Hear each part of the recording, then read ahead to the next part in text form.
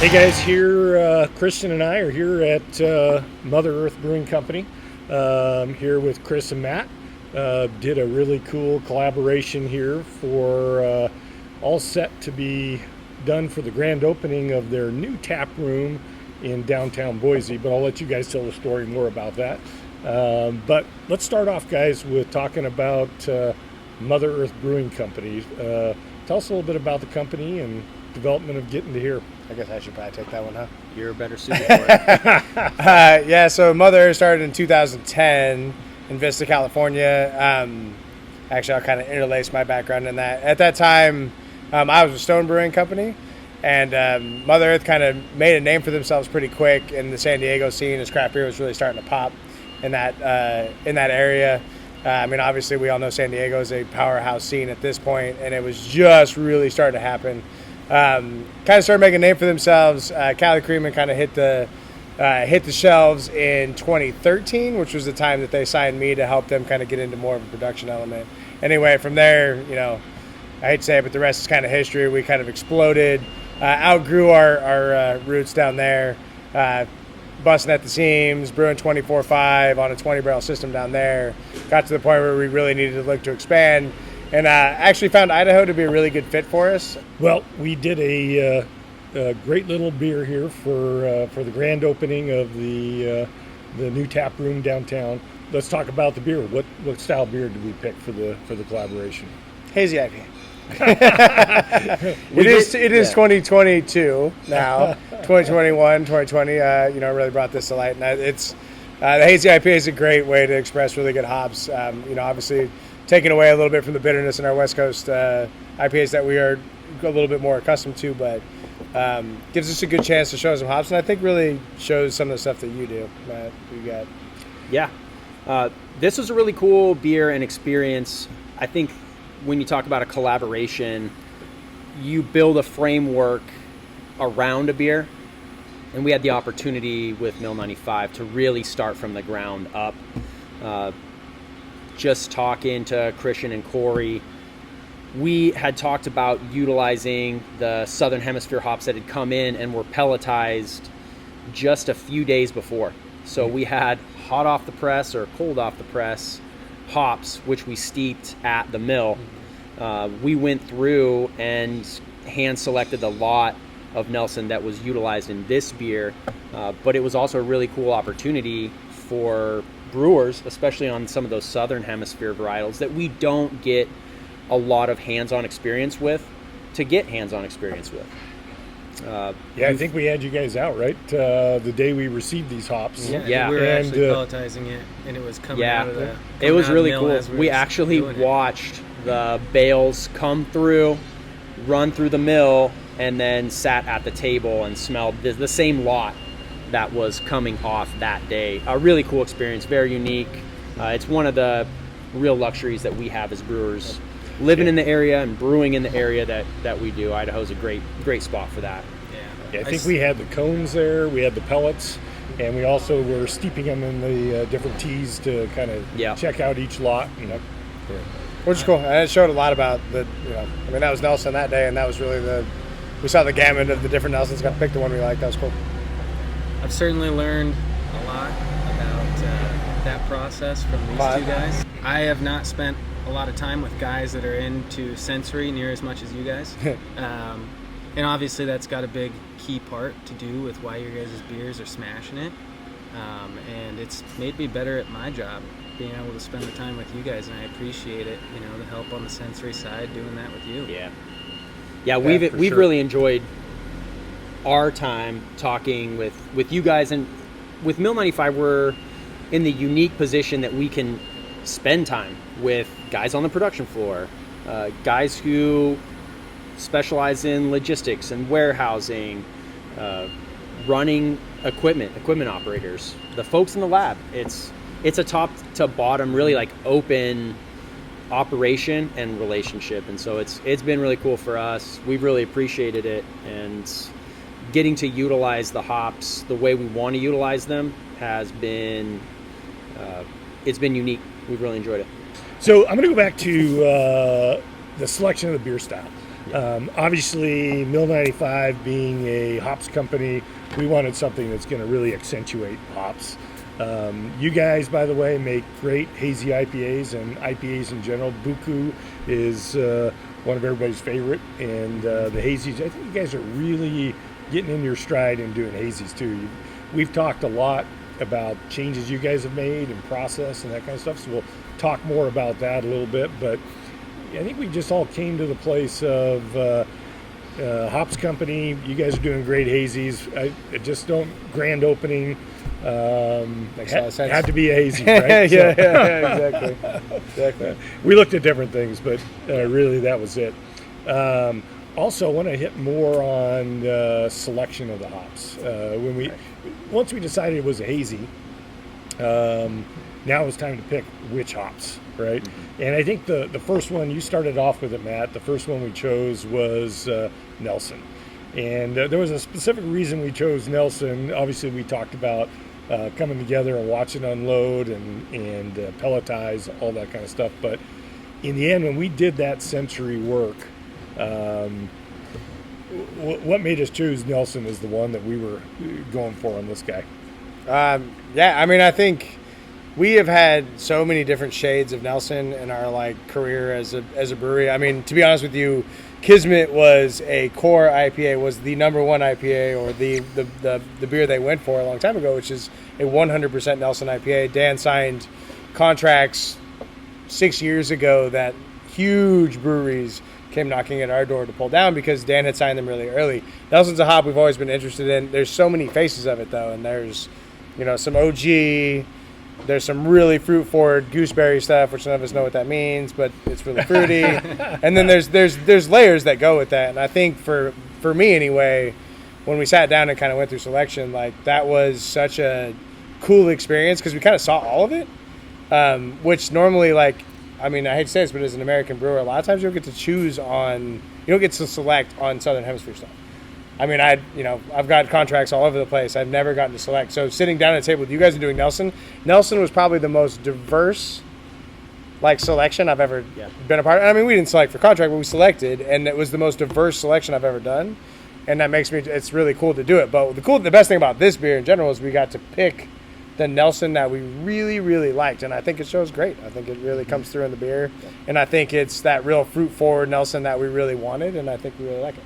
And we had everything on the gamut. When we looked at that Nelson, we had every kind of Nelson face you could possibly have. And so it was great to be able to really nail it down to that one. It's a true testament to the hop itself that one single varietal can run a tremendous myriad of flavors and aromas, obviously.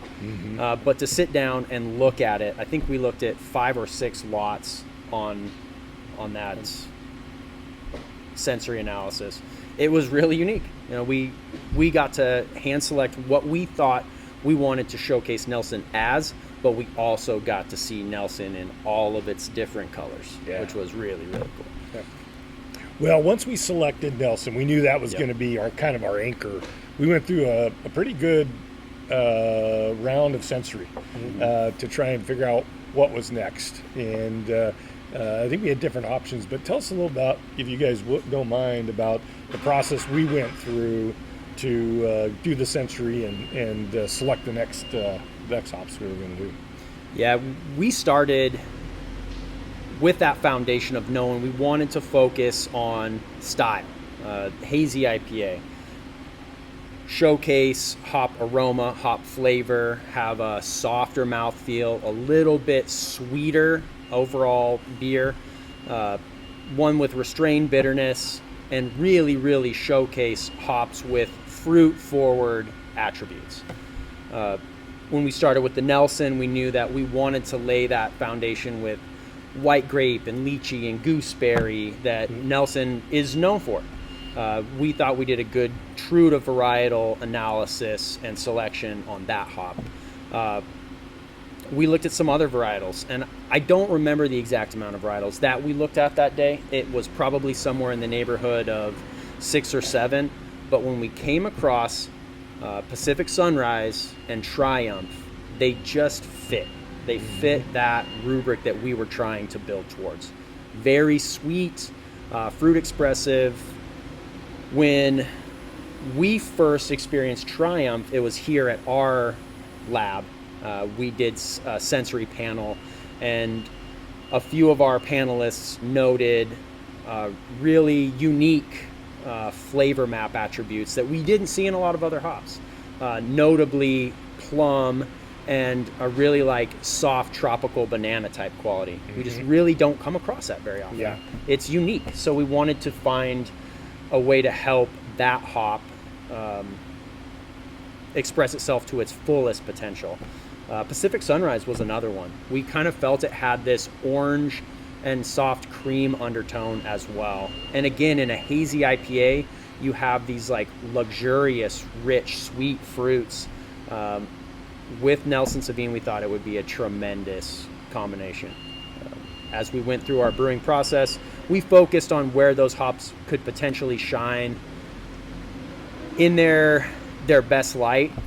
We ended up as a team deciding that we wanted to use the Nelson in the Whirlpool and the fermentation dry hop. Yep. And then we coupled that with a really heavy hit of our Pacific Sunrise and the Triumph in the terminal dry hop. Yeah. And, you know, if you guys come try the beer, you'll kind of look for those notes in aromatic quality of sweet, bright fruit, you know, stone fruit with tropical undertones in your aroma, bright, luscious, sweet fruit in your mouth, and then soft bitterness as well.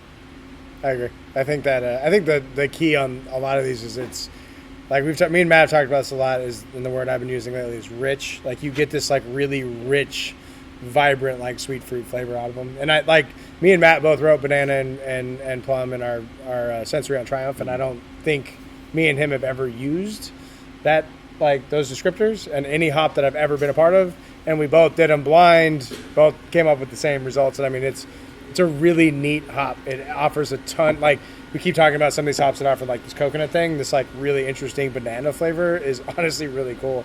Adds again that really deep, rich, like sweet fruit note that I think is exactly what hazies are designed for. I mean, I think we designed this beer perfectly. We used a hop that I would typically use for West Coast and Nelson, and turned it into like being more of the like fruit expressive stuff that we wanted, and laid that as a base, and then laid some like really sweet fruits on top of it, which make a really nice beer. Awesome. You guys talked about where we applied the hops, where the additions happened in this beer, but tell us a little bit about the thought process in that, right? So we did the Nelson, as we all agreed, to Whirlpool, Yep. and then in dry hop fermentation, and then the other two we did Pacific Sunrise and Triumph at Terminal. Give us a little thoughts on Sure. why and when we used those where we did. I mean, I don't know, and I don't know if it's specific to us, but me and Matt find a few varietals here and there that we find are like kind of designed for the Whirlpool, because they typically have a really heavy, like really high intensity level, and you kind of layer it that way. You've got really high intensity level, and the earlier additions are, and then as you get later, you start to kind of layer in those really delicate flavors that kind of end up in your glass. And so for me, you know, Nelson is one of the most potent, intense hops that's out there. And so layering that into your hot side and your firm dry hop just lays a base that's already hop forward. And then we back that off and kind of go down to our like really nuancy flavors in that plum and banana, orange cream flavor that comes from the Triumph and Pacific Sunrise in the dry hop. And that's kind of how we set up a lot of our beers. I mean, we have a lot of beers that we set up that way. We pick the meanest hop we can find and put it in the Whirlpool, and then kind of work from there. And I think it plays well here. And I think, especially in a hazy, because those Whirlpool additions are smaller, trying to keep that bitterness down. Firm dry hops are, you know, big.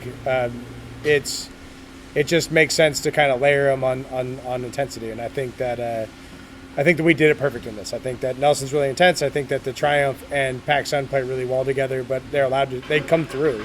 If anything, they're kind of the stars of the show, but it's because we added them later. Yeah. Yep. Yeah, that Triumph works great as an elevator to almost any hop that I think you would pair it with. Here we wanted that Pacific Sunrise, which we, in our sensory panel, really noted a lot of that really nice, clean citrus and like vanilla cream note. To bolster that, the Triumph just knocked it out of the park. I think Triumph would work great with a lot of aroma hops as well, bolstering that just bright, juicy fruit that you're trying to push forward. If you had a stone fruit expressive hop, pairing with Triumph could do you wonders in carrying that through aromatically in your finished product. Yeah, I've really found that the Triumph in these hazy IPAs or IPAs in general really provide some great aroma, some great flavor. Tell me what you guys think. We're going to try this beer. Although we've been drinking it, we're going to actually I'm doing a do great little job. I say me and him are about out. We may have to put it on We may have pause. to go get a new one, but that's all right because it's so damn good. But anyway, tell me what you think you're getting out of that Triumph in this beer. You want to go first? Go ahead. Oh, you're like my descriptor. I go. With Triumph, it started with our sensory, smelling the hop, then moving on to steeps, smelling that hop just steeped in ambient temperature water. We were noticing that it had great qualities of neutral fruit. When we went to brewing with it, we found that it was more expressive than we had even anticipated. It did a great job of amplifying really subtle hop flavor and aroma, as well as asserting itself, not in an overt way, but really as a team player. I think Triumph is a fantastic hop in the terminal dry hop, and we'll continue to experiment with it in a myriad of roles as we start to build more hazy IPAs.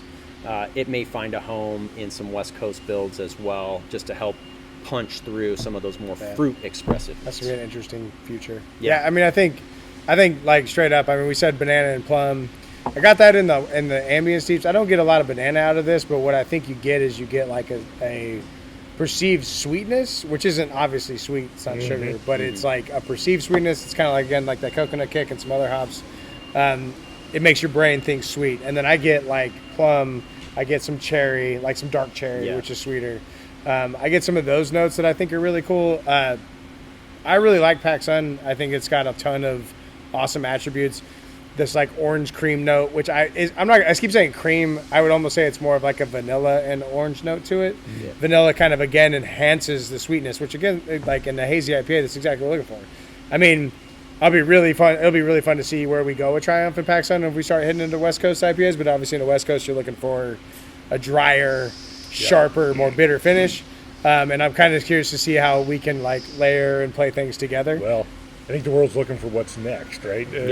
What's the next style? Exactly. Well, and I mean, and even if you like, in my opinion, if we're gonna layer them into like some like lagers and stuff like that, as we, and I mean, as me and Matt talk about cold IPAs, which is a bad word in its own right, but if we talk about that, I mean, a lot of us are looking for a less bitter, more balanced look at IPAs and hops. And the cool thing about the hops of today is there's so much variety. Yeah. And I mean, like I said, you're talking about banana, plum. Probably like a really rich, like almost like kiwi type sweet, or not kiwi. What am I trying to think of? Almost like a guava or papaya type note from our Nelson that we have in there. Again, a little bit tropical but sweet.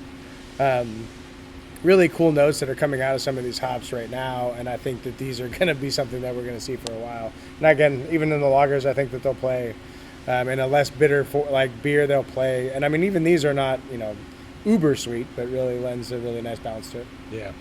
So we were talking about Pacific Sunrise, and we were talking about Triumph. Part of what led to our kind of decision on that is, and you guys can jump in here, we did some other collabs, and we were lucky enough to have you guys participate and at least coming down and trying those beers. So tell us a little bit about that, the first experience you had with both Pacific Sunrise and Triumph along those lines. Yeah, we came down, one of our buddies, Max, at Roadhouse Brewing, came to Boise to launch his Mill 95 collab.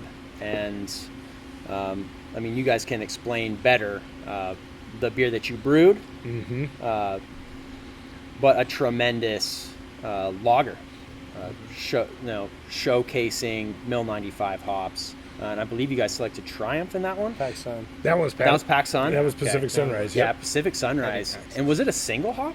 It was. Oh, It was man. Yeah, tremendous. It had a really, really unique, delicate but lingering bitterness that played really, really great in almost a Pilsner style beer. Yeah. But had those really bright, slightly citrusy, expressive notes that made it drink fantastic. You know, you could have called it a New Zealand Pilsner or a Southern Hemisphere Pilsner, and you would have been to style to a T. It was fantastic. Mm-hmm. And that was one of the things we went for, was kind of a smooth bitterness with it. Yeah.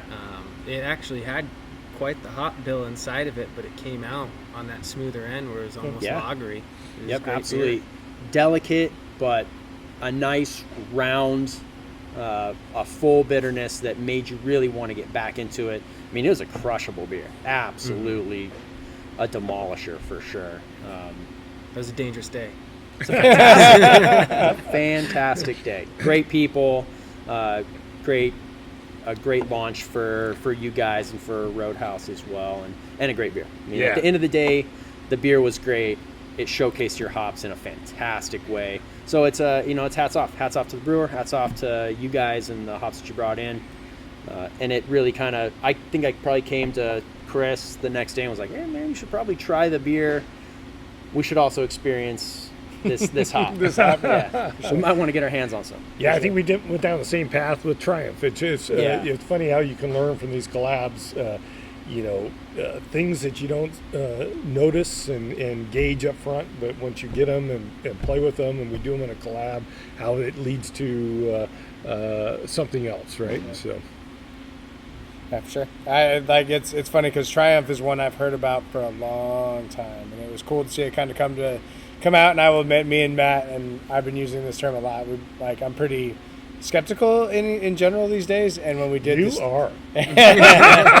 and when we did the steeps on them, I was really, really blown away. I think that again, both of them I thought were really cool. And as we brewed with them, I mean, we've just come to like them more and more and more and more. And as we set up our Project X every year, looking at 5 or 6 releases a year, these two are ones that we are really stoked about. And I mean, again, like the hop world is just blowing up right now with these new flavors and new ideas that are literally changing the way we make IPAs, which is super cool. And I think Triumph and PacSun really illustrate that. I mean, like I said, you get these sweeter flavors that pair perfectly in a hazy IPA. It's great. Well, cool. We've been talking a lot about the beer. Yeah. Now it's time to actually try it and drink it. Of course, we've been drinking it. We've been trying it. But we're going to talk about drinking it now. So let's do it. If you guys would, let's do a little sensory, do a little smell. For sure. Do some tasting. For sure. And tell us what you think. Yeah, it came out really strong, pineapple-y, and that's fallen off quite a bit. Yep. It's still lingering there, but I pick up a lot of white grape up front. I'm getting quite a bit of that plum. The banana is pretty faint for me, but definitely coming through strong with that white grape at the beginning of the flavor. It's good. Yeah. I'll jump right into what I was trying to talk about earlier. I mean, I get kind of I don't know, almost like a popsicle-y feel off of it, which is like kind of that like sweetness, I think, and like a little bit of those like vanilla notes and some of the banana notes, but they don't necessarily come through as exactly that. They're a little sweeter, but I get a ton of like the orange and the fruit forward, like expressive, like plum, cherry, which I love. I mean, for us, this is like a little bit off our beaten path. We don't typically go this route for, we've done a few of them in the past. I've done some softer hop forward stuff, but I really like the profile on this. I think it's sweet, but I think it's very pronounced. Like I said, I get a lot of cherry and plum, and I think that's a really neat flavor. Yeah. I think you kind of keyed on it too. At one point or another, as we've watched the evolution of this beer, to Christian's note, you got to try it off the fermenter. And as we've ran it through the filter, as it's come off, we have noticed this change. It's a little softer, a little more refined. Some of those big, like more pronounced pineapple-y notes have faded into that like soft, tropical tone that's in there. For me, you kind of nailed it with, that stone fruit. You get that there's those like donut peaches, the real like sure. sweet white peach. It's fantastic. It is a very decadent beer, and at 7%, now that I'm probably 3 in, it's doing its job. Very clean, very smooth. Again, extremely sweet hop expressive, with really nice stone fruit notes. Yeah, it's a nice little beer for sure. Yeah, when we one thing we didn't talk about earlier is that before we decided to take this to production, our intent was to do multiple pilot brews. Yeah. And so we did we finally made our selection off of our sensory work. Yeah, good story. And we chose these hops, and we put them together in the additions that we all agreed to, and we brewed it in the nice little pilot system you guys have here. And after we were able, after fermentation and we were ready to try it, it literally, I think I told you guys, I think this is the best hazy IPA I've ever had. So that was it. That was the last. My brewers thought the exact same thing, because you guys came over to try it. We got exactly 1 pint of that, and I had another beer I wanted you to try, and they drank all of that. So I mean, we knew it was good. Yeah. I don't even have to try it all the way down, and you showed up, tap. and it was empty. That one lasted for exactly 10 hours, so obviously it's solid. Yeah, no, and like I said, the brewers have been geeking out about it for a while, and that exactly. I mean, the pilot went, and we're just like, it was solid. Yeah. Really, really good. No, it was so good that we didn't do anymore. We're going straight to production. Yeah, on this that was one. proof of concept in itself. It's like, that's it. This is the one. Absolutely. And I think it really was for me, and I'm tasting it now as we sample it. It is the Triumph. Nelson's great. Don't get me wrong. And I think, like we said, it was a badass batch of Nelson we selected, Good base, and that was the anchor that drove it. But I think what really makes this beer for me is that background of Triumph. It's just a very full. It's while not overpowering, it just provides a very full tropical fruit flavor in the background, and then that Paxson that comes in that has just such a smooth bitterness to it, but adds that tangerine, orange, vanilla. It just literally the flavors come together so nice on this. It's a really cool hop combination. I don't think that when we started on this collaboration project, it's one that we would have started with, but as we went through the process, it showed itself that that's where we're going. Yeah. And you nailed it with Triumph. A really cool hop, one that we didn't have a ton of experience with, but as soon as we started brewing with it took over. Yeah. It showed itself as an unbelievable team player, and is, in my opinion, probably the star of this beer. Yeah. And a tremendous hop. Yeah. Agreed. Well, guys, I just want to thank you for the opportunity, for the collaboration. Cheers. Really great beer. So thank you guys for everything you did. Thank you good guys. learning from you guys.